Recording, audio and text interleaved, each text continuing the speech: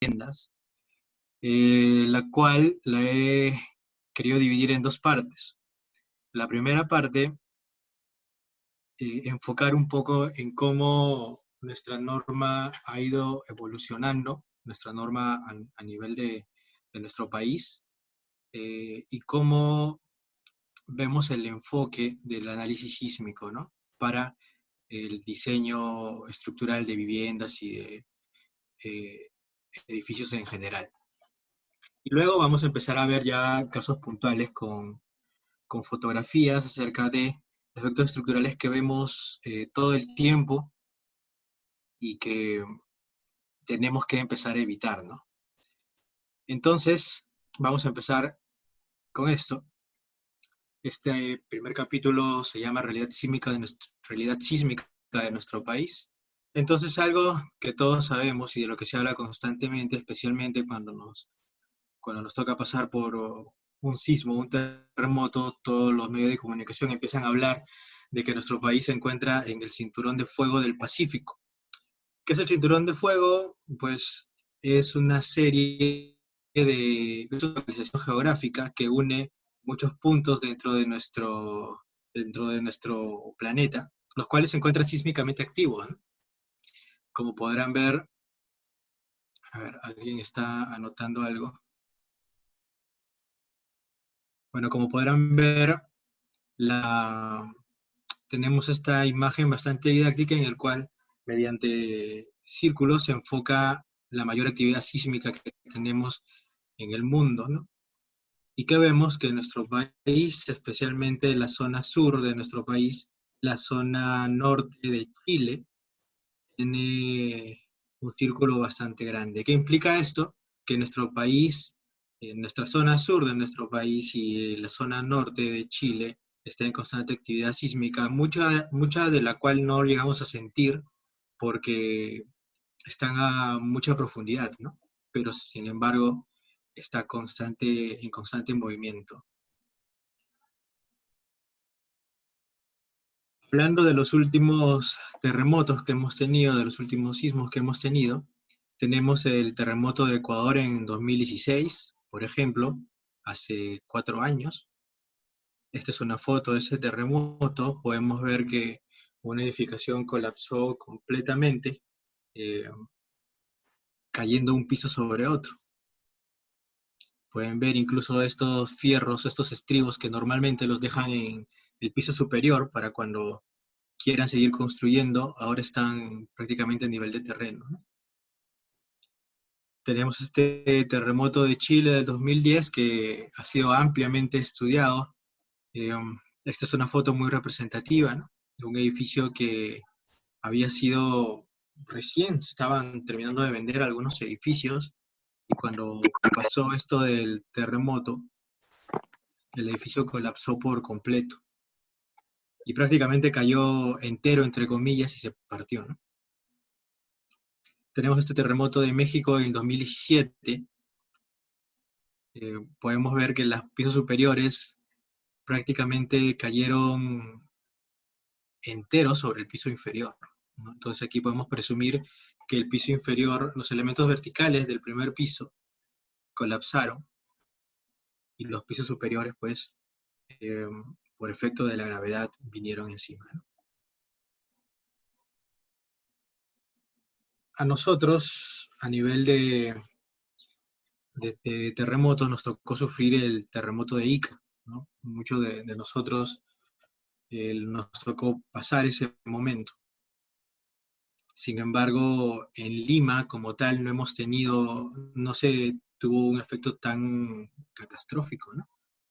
Afortunadamente.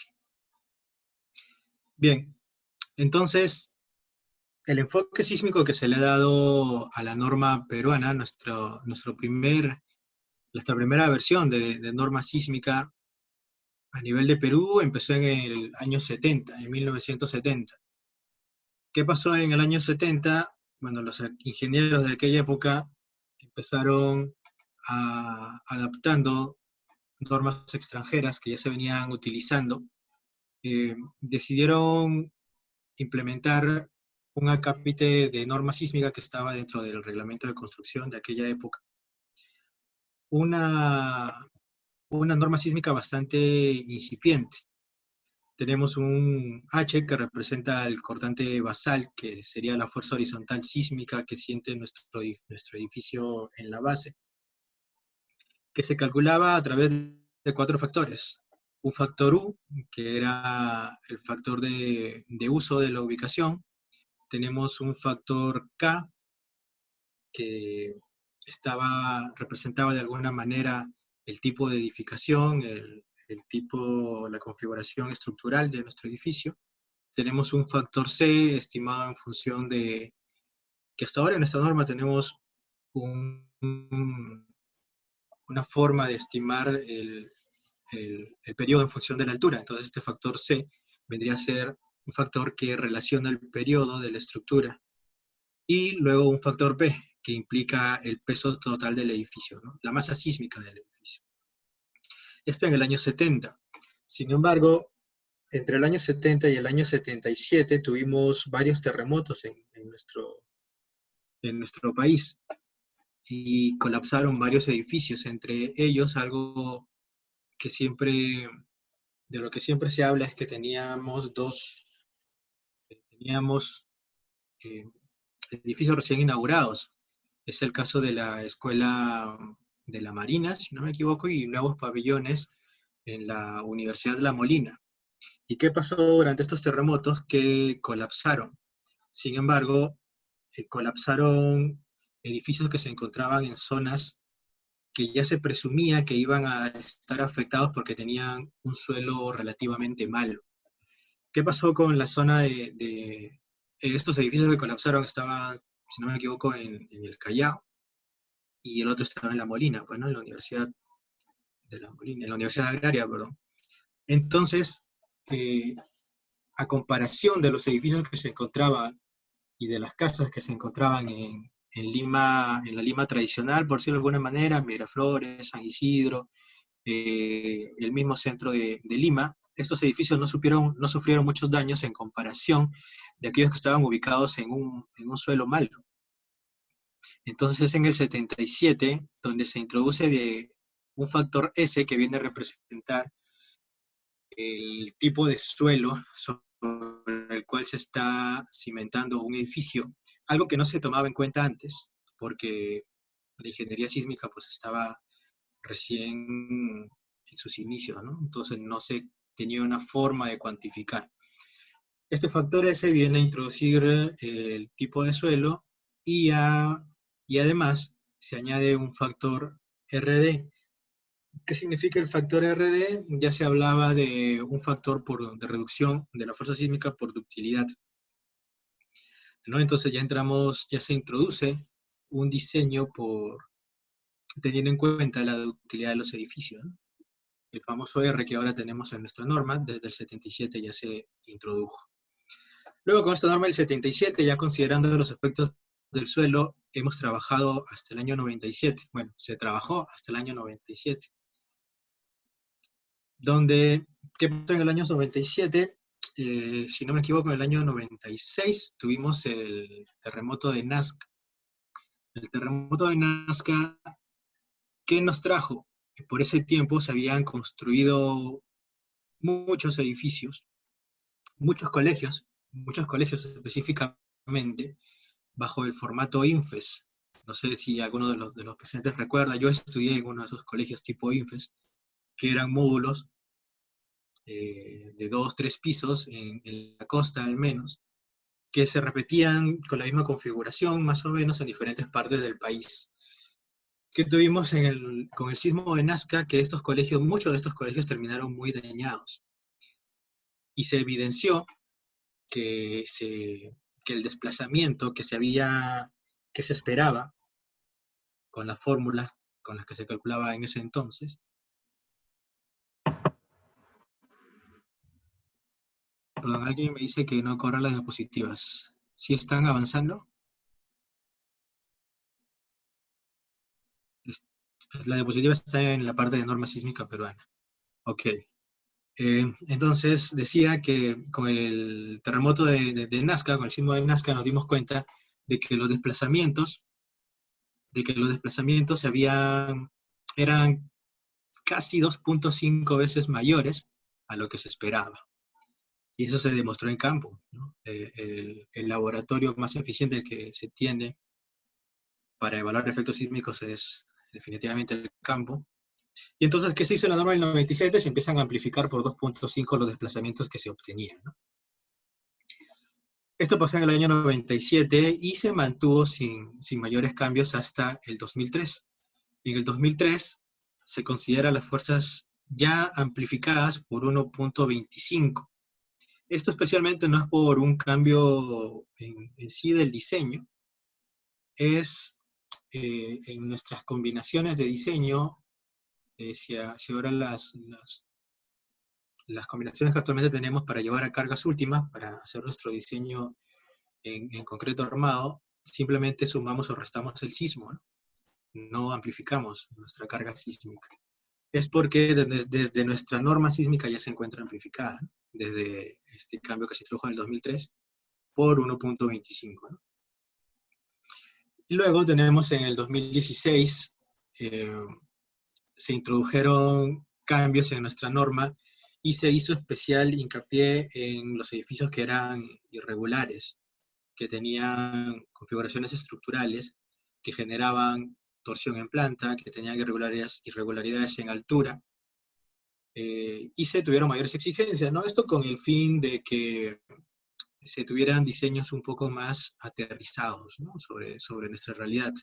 ¿Qué implica esto? Que tener un diseño de un edificio regular versus uno que tiene irregularidad, que tiene torsión, etcétera, es mucho más barato un edificio regular que un edificio irregular. Y esto, quienes trabajamos en el ámbito del diseño, lo vemos todo el tiempo, ¿no? Porque nuestros clientes finalmente lo que esperan, ¿no? Como todo inversor, es tener una utilidad amplia, ¿no? Respecto a la inversión que se tiene. Sin embargo, cuando tienen su presupuesto final ya sobre un diseño, muchas veces ese diseño lo comparan con ratios tradicionales que se tienen y que representan, diseños con normas ya antiguas, por ejemplo, antes del 2016, por ejemplo, que no eran tan exigentes respecto a edificios que tienen irregularidades. Y siempre es un poco complicado explicar esto, especialmente cuando el cliente pues espera ver beneficios dentro de su inversión, lo cual es completamente entendible. Acá falta añadir algo que pasó en el año 2018, a finales del año 2018, se tuvo unos cambios en la norma respecto a la forma en que se evaluaba la torsión en los edificios y otro tipo de irregularidades. Y además tenemos pues ahora una norma E030.1, que es la norma de aislamiento y disipación sísmica, que antes no teníamos. Antes nos basábamos específicamente por normas que teníamos en el exterior. Bueno, acá tenemos ante esto, si alguien tiene una pregunta, escribe en el chat yo estoy con el chat acá permanentemente activo y la podemos ir respondiendo. Y igual, de todas maneras, al final de todo vamos a tener un espacio para conversar y para resolver las dudas que puedan tener. Acá tenemos nuestro mapa de zonificación sísmica. En la parte izquierda tenemos lo que se tuvo en el año en 1970. Nuestro mapa del Perú estaba dividido específicamente en 3 zonas, ¿no? La zona sur. ¿Aló? Perdón, ¿no escuché?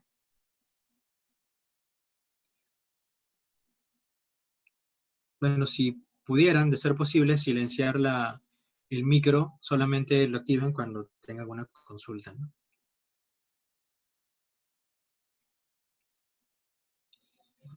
Claro, si antes no se tenía un R, se diseñaba para que todo quede dentro del rango elástico, ¿no? Entonces teníamos elementos mucho más robustos, es cierto, ¿no? Es cierto. Se tenían elementos mucho más robustos y por lo tanto estructuras un poco más caras. No un poco más caras, mucho más caras. O sea, imagínate, ahora nosotros aceptamos que nuestros elementos, en caso de un sismo severo, van a incursionar dentro del régimen inelástico, porque diseñamos con una fuerza reducida, ¿no? Que eso implica diseños un poco más económicos, más económicos. Sin embargo, al no considerar un R, le dabas toda la fuerza sísmica y tenías elementos mucho más robustos para poder tener la resistencia adecuada. Es muy cierto, Anton. Ahora ya no tenemos eso, ¿no? Ahora diseñamos considerando la, la ductilidad de los edificios. Entonces, en el año 70 teníamos esta división en tres regiones. La zona sur, que tradicionalmente se había visto muy afectada por los terremotos, se le denominó región 1. Luego casi toda la zona de la costa central y casi toda la sierra, y una parte de la selva incluso, se consideraba región 2, y luego la parte de la selva teníamos una región 3. Luego, en el año 77, esto cambió, ya casi toda la costa y buena parte de la sierra pasó a ser una zona 1, con mayor fuerza considerando una mayor fuerza de diseño, y una zona 2, que era parte de la sierra y parte de la selva, y una zona 3, considerando una pequeña parte de la selva. En el año 96, ya hemos tenido esta zonificación con la que hemos trabajado muchos años, hasta el año 2016. En el año 96 se definió que la costa debería ser zona 3. Ahora, a diferencia de antes, que la zona 1 era la más crítica, ahora se invirtió y solamente un tema de nomenclatura. Ahora la zona 3 viene a ser la más crítica. Luego la zona 2, que era buena parte de la sierra y buena parte de la selva, y una zona 1, que era la selva, ¿no? Una pequeña parte de la selva. Ya en el año 2016, en base a muchos estudios de zonificación y microzonificación sísmica que ha llevado a cabo mayormente el SISMIT, se tuvo la zonificación sísmica con la que ahora trabajamos, que ya consideraba 4 zonas sísmicas, la franja más cercana a la costa, teníamos una zona 4, luego teníamos una zona 3, que ahora incluía una pequeña zona dentro de la sierra de nuestro país, sierra, ceja de selva. Luego una zona 2, que es mayor parte de selva y de sierra, y la zona 1 con la que se venía trabajando, con adición de pequeños espacios geográficos, ¿no? Entonces, hasta aquí he tratado de explicar cómo nuestra norma sísmica siempre ha tenido factores en común, a pesar de que se ha actualizado conforme han pasado años. Siempre hemos tenido en cuenta lo que viene a ser la zonificación sísmica en función de la ubicación, costa, sierra y selva, básicamente. Luego el factor U, que está en función del uso, si es una edificación común, una edificación donde va a haber mucha gente, o una edificación esencial, a lo mejor, que debe funcionar en caso de un sismo severo, ¿no? Como son los hospitales que tenemos actualmente. El factor de suelo, que implicará que si de tener un suelo malo, el cortante basal de diseño, la fuerza sísmica de diseño va a ser mayor, y tener un suelo bueno será un poco menor. Y bueno, el factor R, que está en función de la ductilidad del edificio. Y también dependerá del sistema estructural, ¿no? Del material que deseemos utilizar en nuestra edificación. Sistemas estructurales en viviendas. Tradicionalmente en nuestro país, especialmente en la parte sierra de nuestro país, se construye tradicionalmente con adobe o con tapial. Tenemos una norma de esto también. Tenemos nuestra ya conocida albañilería confinada, que viene a ser las unidades de de arcilla cocida, junto con columnetas, con columnas, con vigas, y nuestra estructura de albañilería armada, que viene a ser las unidades que tienen los alvéolos, que tienen barras de acero corrugado dentro de un alvéolo cada 40, cada 20, cada 60, depende del diseño, y que se rellenan con grout, ¿no? Con concreto líquido. Luego tenemos nuestra estructura de concreto armado, tenemos nuestras estructuras aporticadas, nuestras estructuras de muros estructurales, que las conocemos mayormente como placas de concreto armado. Tenemos luego nuestro acero estructural, en base a estructuras de perfiles W, de sección hueca, las naves industriales, ¿no? Tenemos madera, y claro, aquí había obviado nombrar las estructuras de bambú, que por cierto también tenemos una norma acerca de ello. Bueno, aquí tenemos algunas fotografías, una estructura típica de adobe, ¿no? Una configuración que se ve bastante en la sierra de nuestro país, albañilería. En la parte superior, nuestra ya conocida albañilería confinada. En la parte inferior derecha, una estructura de albañilería armada, con los fierros en cada alvéolo. A ver, Edwin, ingeniero, ¿con qué fin se ponen aceros cada cierta cantidad de hiladas? Supongo que te refieres a la albañilería armada, ¿no? Bueno, eso obedece a un diseño, ¿no? A un diseño que se hace. Nuestra norma de albañilería contempla todos los parámetros que tenemos que tener en cuenta para diseñar, tanto para cargas perpendiculares al muro como para cargas en el plano del muro, ¿no? Siendo las dos muy importantes, ¿no? Entonces tenemos nuestro acero horizontal, que se encargará de tomar el corte el corte sísmico, nuestro acero vertical, que se encargará de tomar la carga vertical, y además los momentos generados en la base del muro, ¿no? Por flexión, debido a las fuerzas sísmicas horizontales. Esos bloques de concreto se pueden utilizar en albañilería confinada. No estoy entendiendo muy bien tu pregunta, pero, por ejemplo, en casos especiales, donde tenemos cargas puntuales sobre los muros, por ejemplo, sobre los muros de albañilería se colocan columnas, ¿no? Columnas de concreto normales para tomar cargas específicas.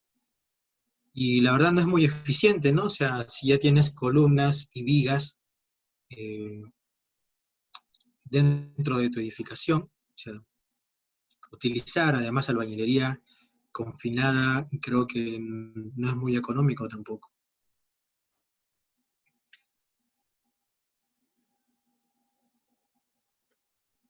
Sí, o sea, no se podrían utilizar, o sea, podrías tener en lugar de ladrillos de arcilla cocida, tener unidades alveolares y con fierros adentro, y además tener tus columnas y tus vigas, ¿no? Se podría, nada más que no es muy económico, ¿no? Y tampoco tiene eh, no sería muy conveniente, ¿no? Con el fin de dar un mejor arrastre entre el muro y columna de confinamiento. Antonio, no entiendo muy bien tu pregunta, si pudieras plantearla, igual, igual la podría contestar. Bueno, tenemos nuestra edificación de concreto armado. Aquí esta imagen pues muestra nuestra típica concepción de edificios de concreto armado, formado por pórticos que a su vez están formados por muros de concreto armado, nuestras famosas placas, por vigas y por columnas, ¿no? Entonces acá entramos a ver ya un poco lo que es en sí los principales efectos estructurales que vemos día a día. Entonces empezamos con esto que indica, por ejemplo, falta de rigidez. Eh, Cuando nos referimos a la rigidez de un edificio, nos referimos específicamente a la capacidad del edificio de poder eh, de limitar los desplazamientos laterales debido a efectos sísmicos, ¿ya? O sea, las famosas derivas que tenemos en nuestra norma de diseño, que nos restringen a 7 por 1000, en el caso de concreto, a 1 por 1000 en el caso de acero, a 5 por 1000 en el caso de la albañilería, si no me falla la memoria. La rigidez es la que va a brindarle a nuestro edificio, a nuestra edificación, a nuestra casa, esa capacidad de desplazarse poco y de faltar rigidez, de desplazarse mucho. Esto va directamente ligado a la junta sísmica, ¿no?, que tenemos que dar con los vecinos. A ver, Edgar Peñalosa, ¿por qué no tengo audio? Eh, la verdad no sé, todos están escuchando. Debe haber algo ahí dentro de tu computadora que tengas que configurar a lo mejor. Entonces decía que esto va directamente ligado con la junta sísmica y la separación que tenemos que tener desde el límite de propiedad que tengamos con nuestros vecinos. Lamentablemente es cosa de todos los días ver que no existe dicha junta sísmica, especialmente en viviendas.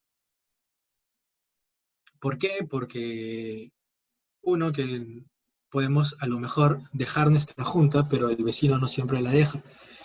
Entonces nos vemos obligados a perder eh, terreno, ¿no? Terreno construible dentro de nuestra edificación y que se ve reflejado pues en una inversión económica que todos hemos tenido y que lamentablemente es la forma como todo el mundo lo ve, porque muchas veces no se tiene una asesoría técnica eh, para el diseño de nuestras edificaciones. Entonces, se suele obviar esta junta. Eh, ¿Qué valor se recomienda para la junta y en qué sentido? En realidad la junta debería estar para las zonas donde tienes vecinos, ¿no?, que normalmente son tus, tus laterales, ¿no?, los vecinos que tienes a los costados y el vecino que tengas en la parte de atrás. ¿Qué junta se recomienda? Bueno, esto siempre obedece a un cálculo estructural. Sin embargo, nuestra norma nos da parámetros a los cuales tenemos que ceñirnos. Una forma de tener un aproximado y de hacer un cálculo rápido acerca de la junta que necesitamos en función de los pisos es más o menos tener 1 centímetro por piso de la edificación, en una edificación que tenga una adecuada rigidez, que es hacia lo que iba. Pero más o menos es así, un cálculo rápido debería estar entre el orden de 1 centímetro por piso, ¿no? Entonces, cuando hablamos de falta de rigidez, nos referimos a que nuestras edificaciones en general no tienen un adecuado control del desplazamiento debido a fuerzas horizontales, perdón, debido a sismos. ¿Cómo lo controlamos? Lo controlamos colocando muros portantes en las dos direcciones principales de nuestra casa, de nuestra edificación. Generalmente, en la dirección larga de nuestra casa estamos holgados y tenemos un mayor control y una mayor rigidez. ¿Por qué? Porque normalmente tenemos a los vecinos a los costados y se suben con muros portantes en toda la altura de la edificación, ¿no? Entonces, es lo que podemos ver en la primera imagen. En la primera imagen vemos estos muros en color amarillo, que están en la dirección larga de la casa. Por lo general, esto se repite, es muy típico, ¿no? Lo que es crítico es en la dirección corta de nuestro edificio. ¿Qué pasa en la dirección corta? Que normalmente no tenemos estos muros que estamos colocando en color amarillo. ¿Por qué? A lo mejor en la parte de atrás siempre se puede colocar, ¿no? Siempre se puede colocar, porque ya limita con el vecino que tengamos en la parte posterior. En la parte central solemos aprovechar la zona que está en la escalera. En la escalera podemos tener ahí un cajón, digamos, que podemos cerrar con muros, pero que muchas veces, eh, por la misma distribución arquitectónica que busca el dueño, muchas veces esta escalera tiene formas muy extrañas que en terrenos pequeños, como tenemos acá, conllevan a que no se puedan colocar estos muros en la longitud que deseamos, ¿no? Entonces, nuevamente ahí tenemos que entrar ya a hacer las coordinaciones primero con el dueño, para explicarle que estos muros es necesario que estén en toda la altura, ¿no?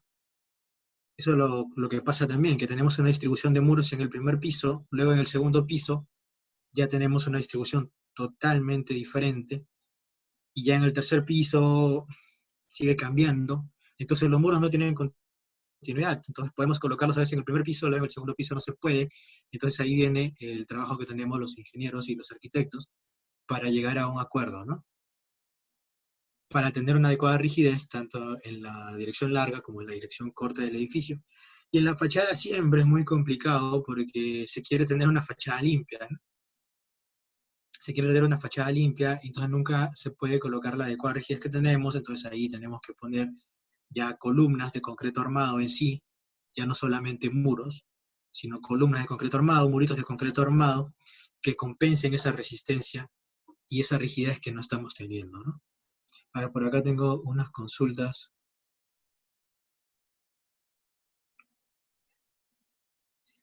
Eh, Anthony, respecto a por qué se ponen a ceros casi cierta cantidad de hilado, porque la norma permite una conexión columna-muro portante, dentada o a ras. Cuando se tienen dientes muy largos se puede fracturar cuando se usa concreto que forman cangrejeras. Por ello, para evitar estos puntos es recomendable a, a ras agregando unas mechas que cumplan hacia el anclaje de la columna. Eh, ya entiendo, te estás refiriendo a la albañilería confinada.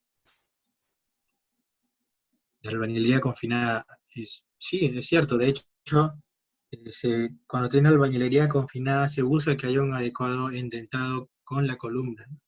A lo que yo me refería es a los muros de albañilería confinada, perdón, los muros de albañilería armada, que tienen estos alvéolos verticales que se llenan con grouts después.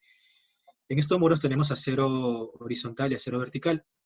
En el caso de la albañilería armada, la función del acero horizontal es tomar la fuerza cortante debido al sismo, y el acero vertical es para tomar las cargas verticales y los momentos flectores generados en la base.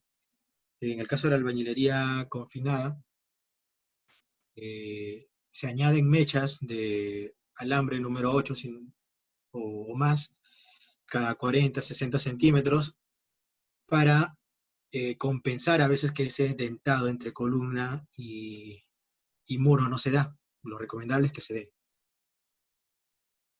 Ingeniero, ¿de qué material es la junta sísmica? No, la junta sísmica no se rellena, la junta sísmica tiene que quedar vacía. Entonces, todo elemento que se coloque a medida de encofrado, digamos, tiene que retirarse luego, ¿no? A veces colocan tecnopor, que luego se tiene que retirar. Ingeniero, en el caso de la junta de separación sísmica de dos bloques juntos sobre una misma platea de cimentación, ¿debe ser independiente ambas cimentaciones de ambos bloques o la platea debe estar dividida?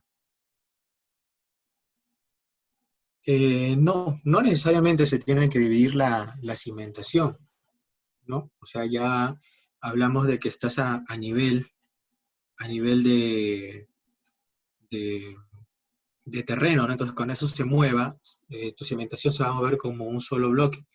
Sin embargo, los bloques superiores son los que se van a mover independientemente. No necesariamente se separan, a no ser que tengas, mm, no sé, a lo mejor tienes una junta demasiado grande y unir las dos plateas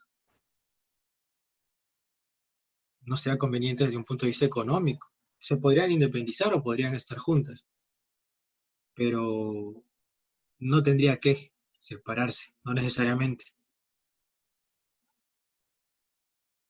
Ingeniero, cuando separamos un tabique o un alféizar, nuestras columnas son juntas sísmicas. Claro, son juntas sísmicas para que no se generen esfuerzos locales en nuestras columnas que terminen dañando, ¿no? Bueno, tengo muchas más preguntas. Voy a tratar de avanzar un poco con las diapositivas y al final me daré un tiempo para responder todo y no quedarme con la presentación. Entonces, esto era acerca de la falta de rigidez, ¿no? Resumiendo, debemos tener muros portantes o elementos de concreto armado que compensen estos muros en ambas direcciones, tanto en la dirección larga como en la dirección corta.